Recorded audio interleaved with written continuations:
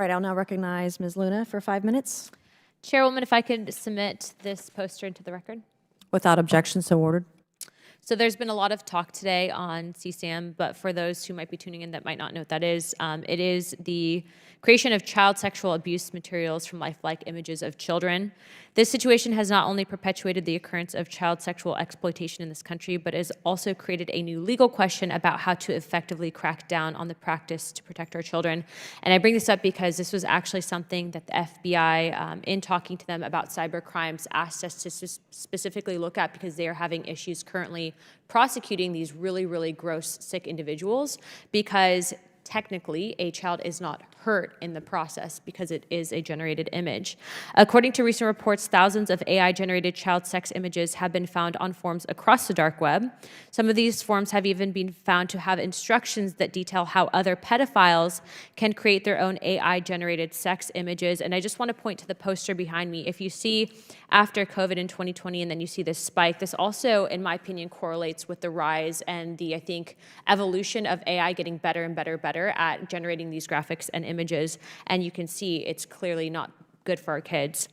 This has increased the speed and scale at which pedophiles create new CSAM.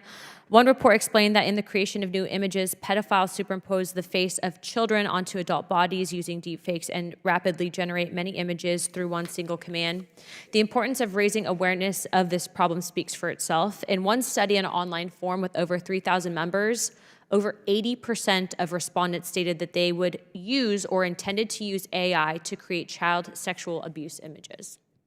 This is concerning for child safety and makes law enforcement efforts to find victims and combat real-world abuse much more. First question is for Mr. John Sheehan. You previously stated in a report of CSAM online platforms grew from 32 million in 2022 to 36 million in 2023. What factors do you think have contributed to this trend? That's an excellent question, and much of it is around just the global scale and ability to create and disseminate child sexual abuse material. This is truly a global issue. The 36 million reports last year involved more than 90% were outside the United States, individuals using U.S. servers. But we're also seeing a massive increase in the number of reports that we're receiving regarding the enticement of children for sexual acts. In your chart there, in 2021, we had about 80,000 reports regarding the online enticement of children. Last year, it jumped up to 180,000 reports. Not even through the first quarter of this year, we're already over 100,000 reports regarding the enticement of children. Many of these cases are involving generative AI. Others are financial sextortion. So there are individuals in countries like Nigeria and the Ivory Coast, and it's all about the money. They're blackmailing young boys to create a sexually explicit image, just that one image, and then they're after the money. The deepfakes. Significant amounts of money.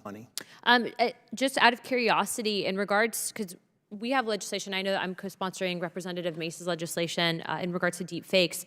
But in regards to the #1 platform that you're finding that this is being circulated on, and I know that this has been a question of how do these online platforms moderate this content, what is the #1 platform that you're finding that's distributing this? Well, so GAI and deepfakes, it's a difficult question because some of the companies that are reporting the most are doing the most. I mentioned earlier OpenAI. They are setting the bar for what every single other generative AI company should be doing in this space. I also gave an example just a minute ago about Stable Diffusion, which is owned by Stability AI. They're not even registered to report to the cyber tip line. So we have a huge gap in some of these providers who are enabling individuals to create child sexual abuse content, and they're not even set up to report. So it's difficult to give a top provider when there are so many that aren't even doing a bare minimum. So what would you say the bare minimums are? Well, certainly taking proactive steps that if someone's trying to use these tools to create child sexual abuse material or modify it or text prompts to create, they shouldn't be allowing that to happen. We started off this session, Ranking Member Conley had mentioned the Stanford Internet Observatory research that was done that discovered that there was child sexual abuse material in the training set of these data that was given to the OpenAI models to train on.